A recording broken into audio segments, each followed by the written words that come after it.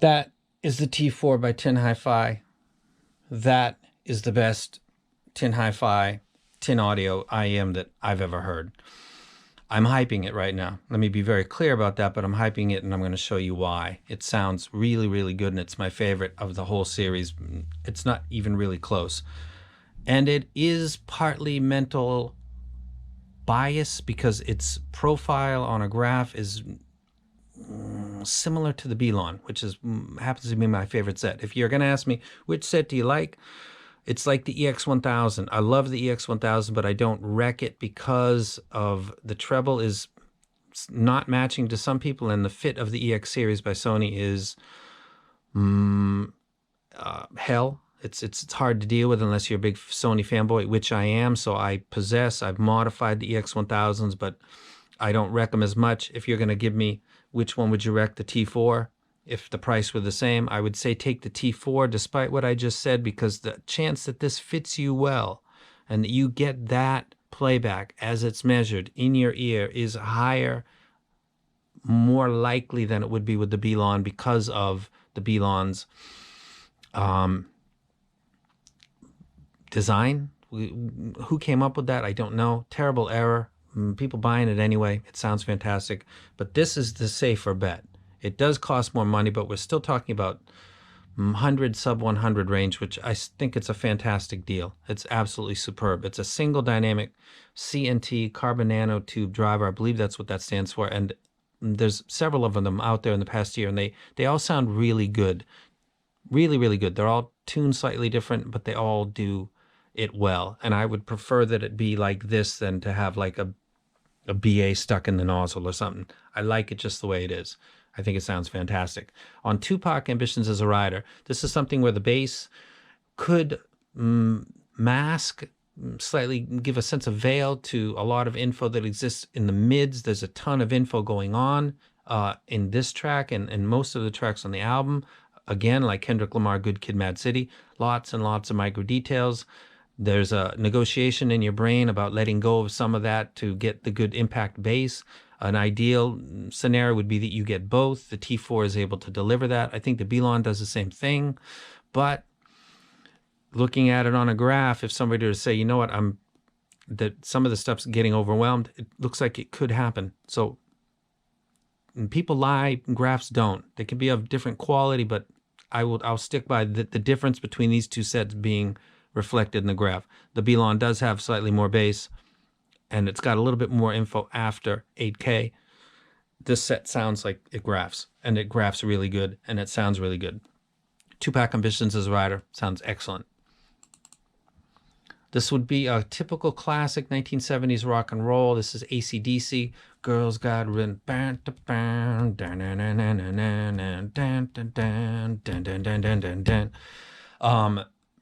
Fucking love this whole album, Highway to Hell. Absolutely not busy as a lot of modern music, but for its time, there's a lot going on. 1, 2, 3, 4. You got 5 members, and what is most of the groups that I listen to were a typical 4-member group. You know what I mean? The bassist, the guitarist, the drummer, and the vocalist. That was kind of what I got used to. AC/DC they get busy. They jam. A lot of their tracks, like this track, are actually jams with lyrics and a title. And there's always a Angus Young solo going on. I mean, he's walking around with his little scuba uniform. The playback on this set is very, very good. There is no sense of the vocalist being too close. There's no sense of instrument being too far back. The graph is reflecting nothing being presented to the detriment of another. The bass is not overwhelming the mids. The treble is not spiking your ears. The bass is not lifted up to compensate for an elevated treble. It's a very well balanced set, and it plays back stuff like this that gets semi-busy very, very well.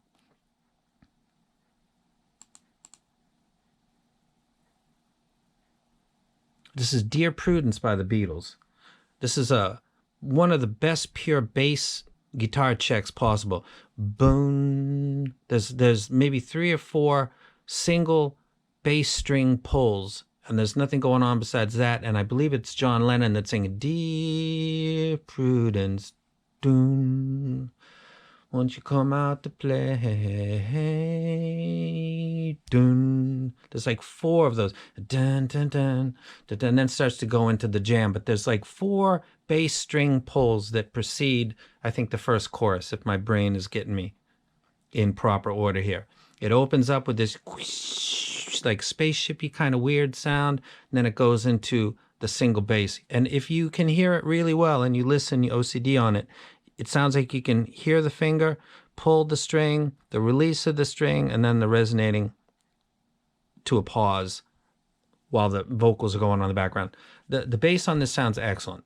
This is where stuff like the ear 9 and some stuff that really has no bass or rolled off sub bass would just die. I don't think I've ever wrecked anything that had no sub bass. Sometimes it can be, I don't think stuff below 30 hertz is really, and I'm a bass head, by the way. A lot of distortion exists down there, and your ability to really catch it is not that great. 30 hertz, that's another story. This track sounds really good. Sweet Leaf by Black Sabbath is something that I got turned on to by this company made something called the P1s.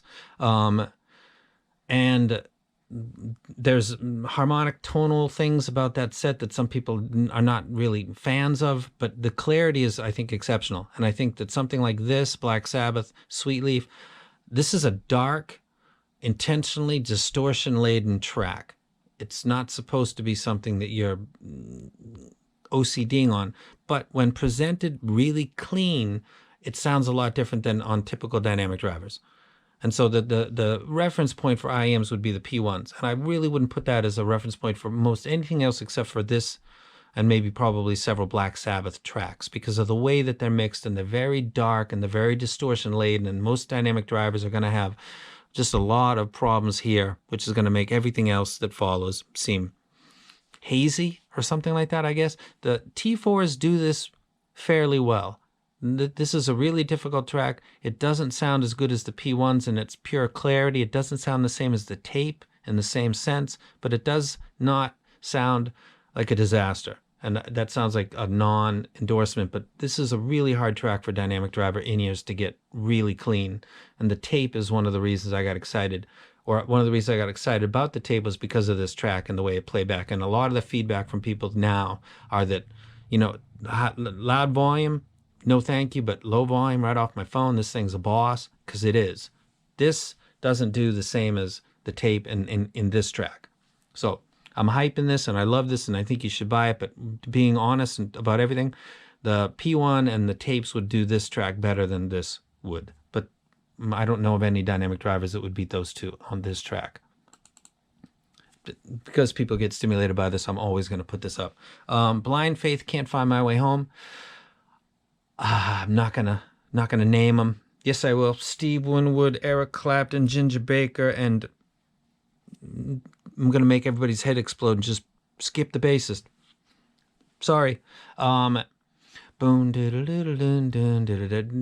Eric Clapton opens with this track. It's very clear.